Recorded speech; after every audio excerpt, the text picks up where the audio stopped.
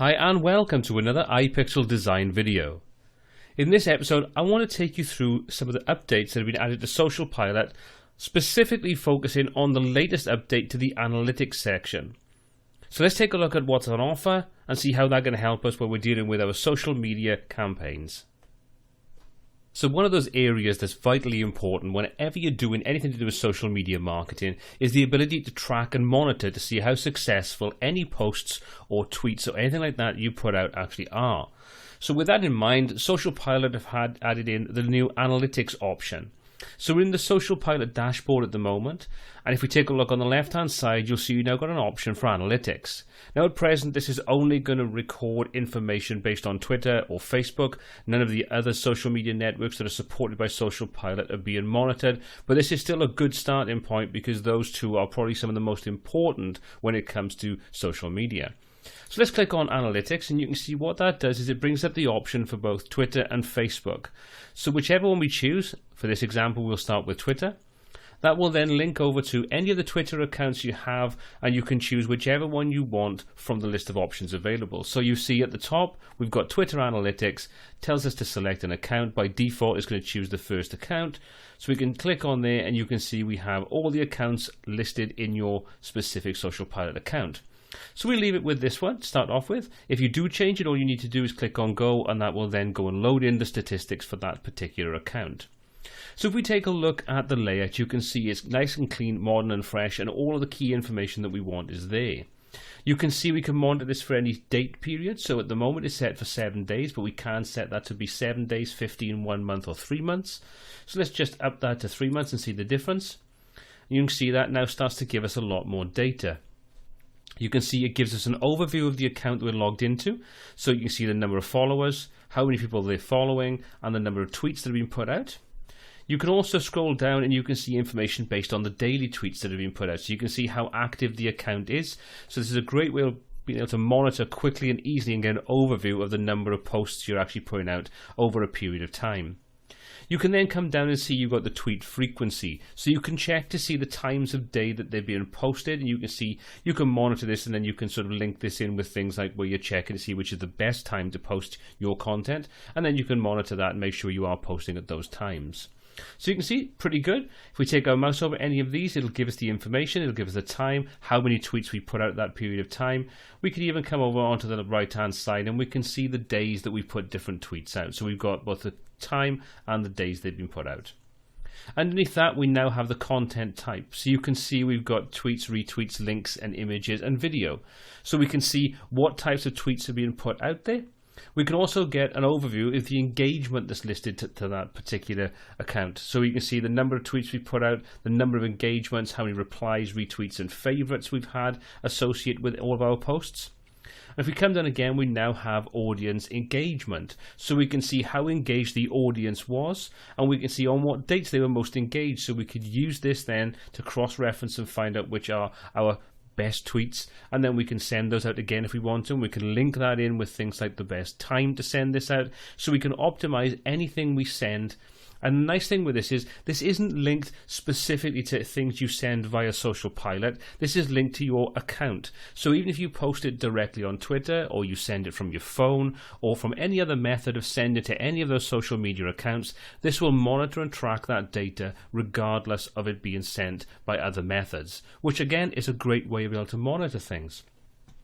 You can see we then get an engagement overview, so we can see the total number of tweets, the engagement, we can see what type of engagement was best. So in this example you can see favorites, so it's been favorited quite a few times. And then if we come down, we've got tweet performance. So you can see we can subcategorize this. We can say all posts, we can come to popular posts, most retweets and most favorite. So we can then categorize that or subcategorize it, find out what they were, and we can see then what date they were published on, the actual tweet itself, what type of tweet it was. We can then see how many likes, retweets or engagement we've had, and we can even go through and reshare it. So if we find we've got one that's really quite popular, we could reshare that. Once we do that, we click on it, it'll bring the option up, and you can see we can now resend that out. We can update it, make any changes we want to it, link it to whichever account we want, upload images and so on, and we can quickly and easily reshare posts that have been very popular. Again, really quick and easy.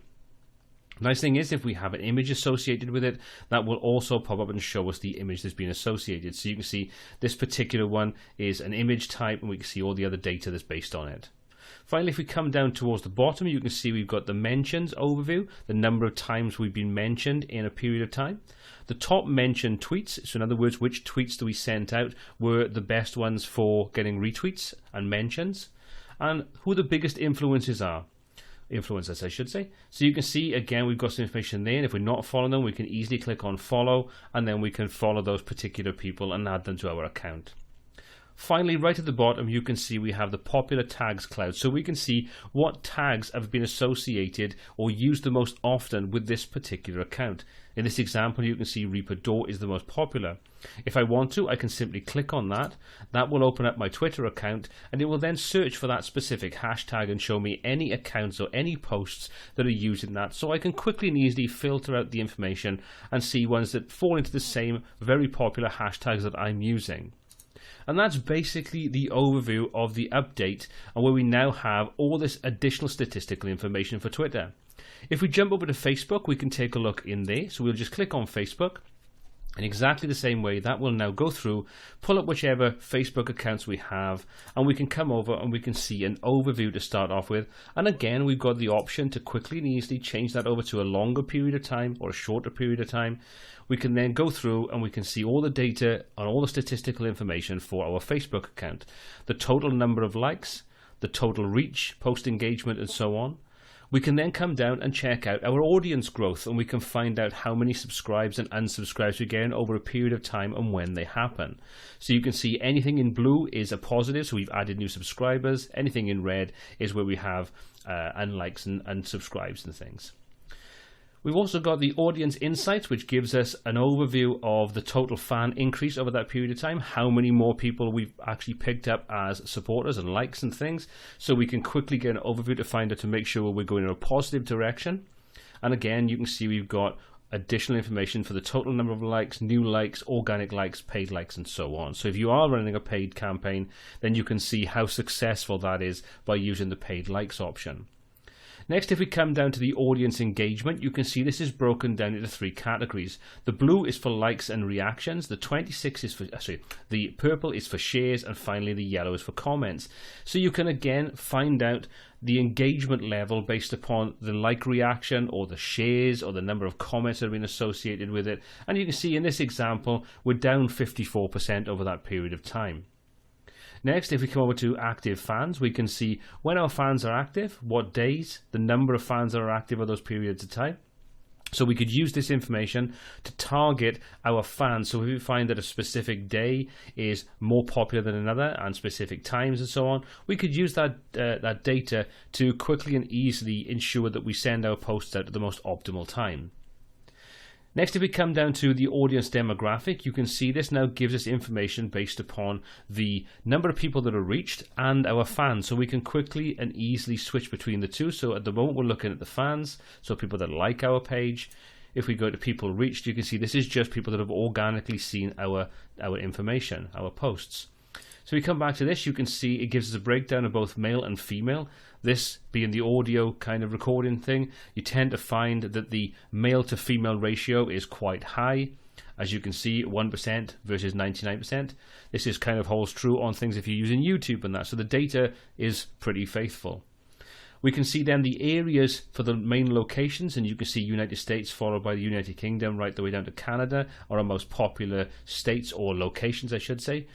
Then we've got our post performance in much the same way as we had with the Twitter posts. You can see we can break this down into all posts, popular, most reshare, and most favorited.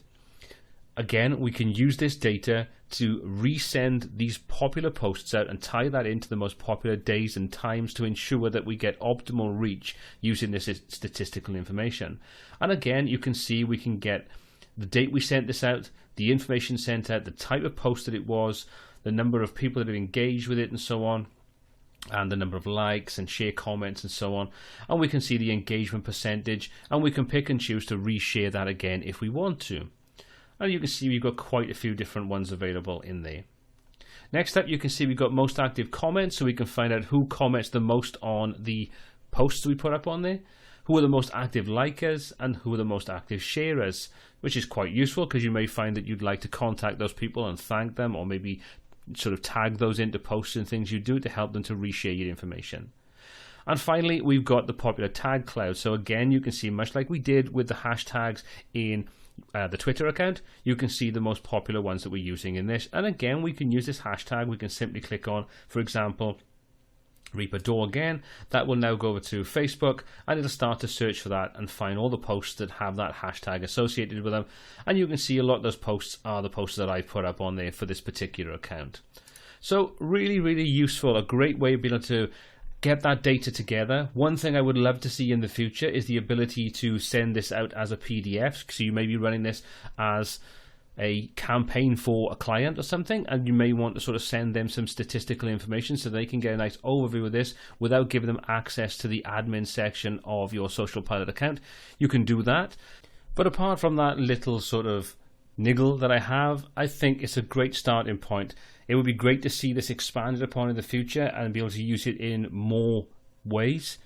But I think as a starting point, it's a fantastic addition to what's already a great platform for dealing with your social media that's really cost effective, easy to use, and is constantly being updated with new features, tweaks, bug fixes, and so on. So it's nice to see such an active product. Anyway, that's what I wanted to show you, where you now have this analytical information inside your SocialPilot account. I'd highly recommend checking this out. Try the free account, see if you like it. If you do, then subscribe and start using this to manage your own social media campaigns. So we'll wrap the video up there. If you've got any comments, questions, or feedback on this video, please pop those in the comment section below. And if you enjoyed it and found it useful and informative, please give the video a thumbs up and give the channel a subscribe. Well, until next time, take care.